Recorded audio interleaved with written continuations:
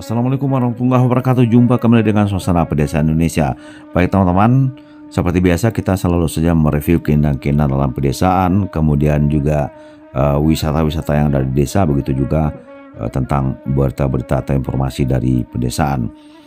Baik teman-teman, kali ini kita mencoba untuk melihat sebuah perkampungan yang terdapat di Meninjau, Kabupaten Agam, Sumatera Barat.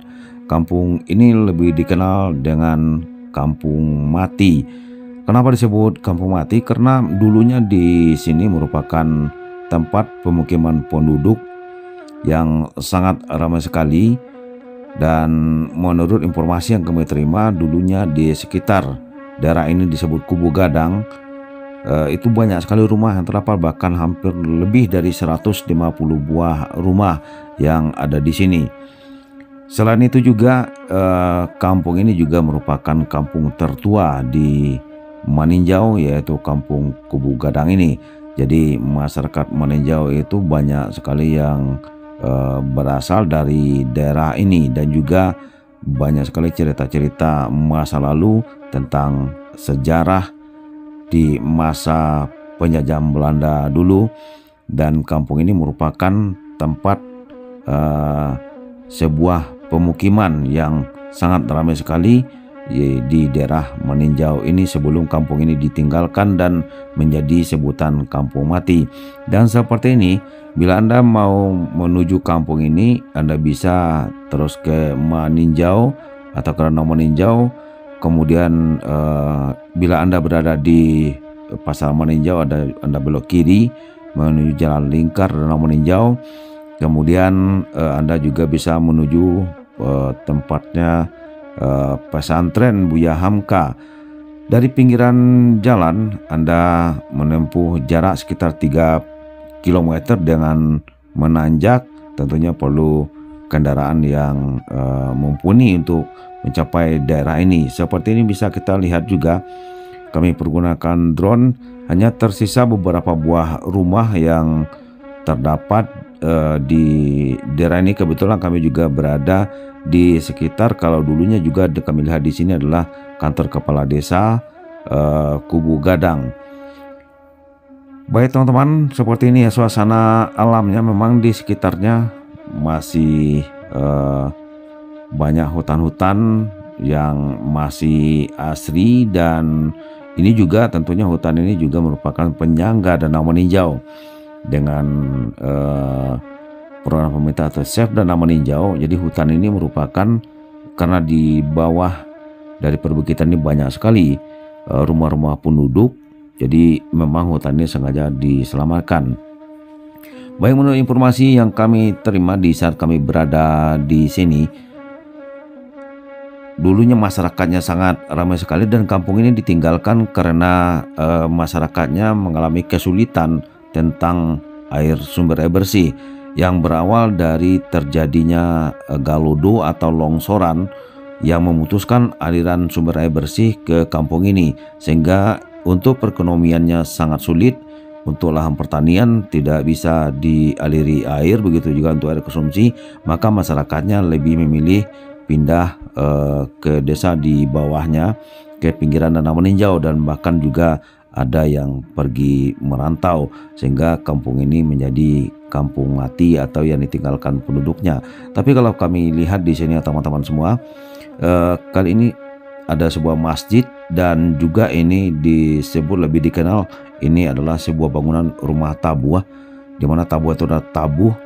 Jadi ini juga setiap masjid yang ada Sumatera Barat itu ada tabuh seperti itu, dan fungsinya juga sebagai alat alarm, di mana ada saat waktu sholat, dan bahkan tanda-tanda lain seperti ada masyarakat yang meninggal dunia, mau goro dan segala macamnya.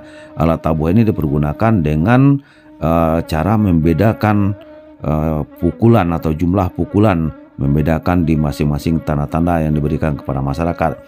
Dan ini adalah musala ataupun juga surau yang masih kami lihat masih difungsikan, namun kurang terawat, terbukti dengan banyaknya sarang burung seriti yang ada di langit-langit atau di loteng bagian luar dari surau ini.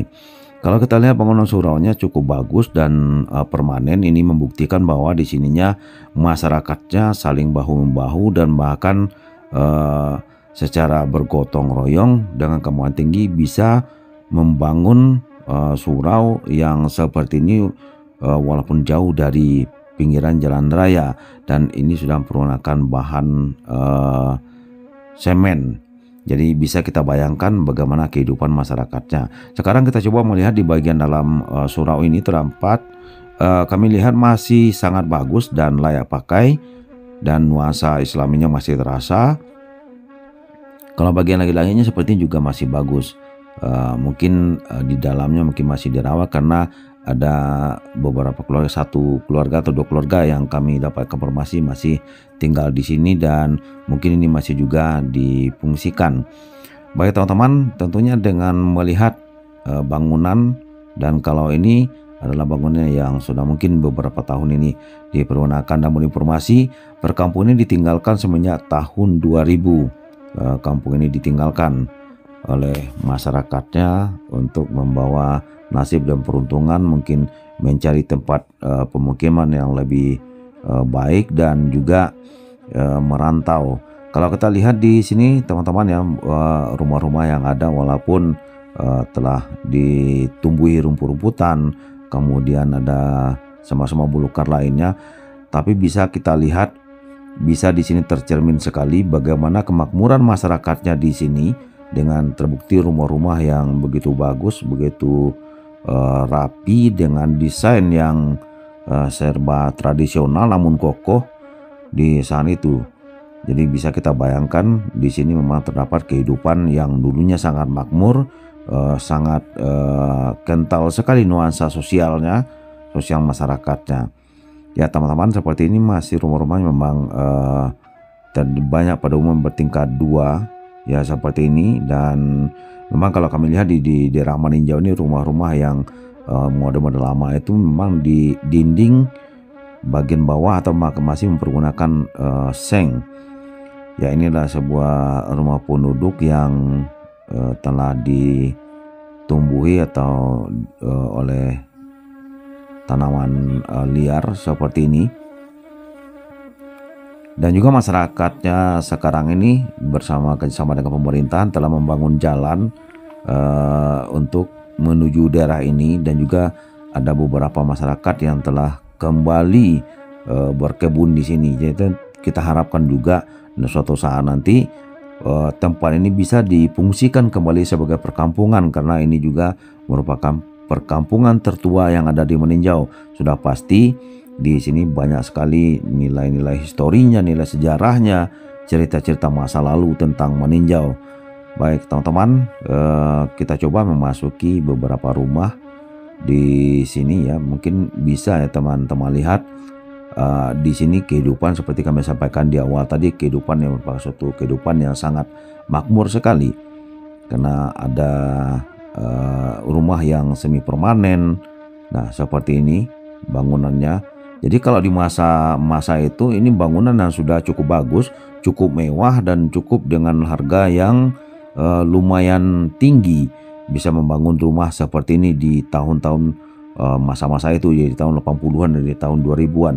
Jadi ini mencerminkan memang di sini masyarakatnya kehidupannya sejahtera, tapi karena terputusnya aliran air ke daerah ini sehingga terkendala, dan juga untuk akses ke sini juga terputus. Jadi ini merupakan mungkin salah satu kendala masyarakat sini meninggalkan perkampungan yang begitu indah, begitu megah seperti ini. Dan ini adalah beberapa buah rumah yang lantainya juga sudah tidak ada lagi, sudah hancur, namun masih banyak bangunan yang berdiri kokoh. Tentu juga diharapkan kepada masyarakat atau juga perantau bisa kembali pulang ke kampung halaman, bisa kembali membangun kampung halaman, memfungsikan ini sebagai kampung yang dulunya pernah ditempati dan pernah memberikan suatu kenangan-kenangan terindah tentunya. Baik teman-teman, kita coba terus telusuri tempat ini sampai di belakangnya. Ya seperti tadi kami sampaikan juga,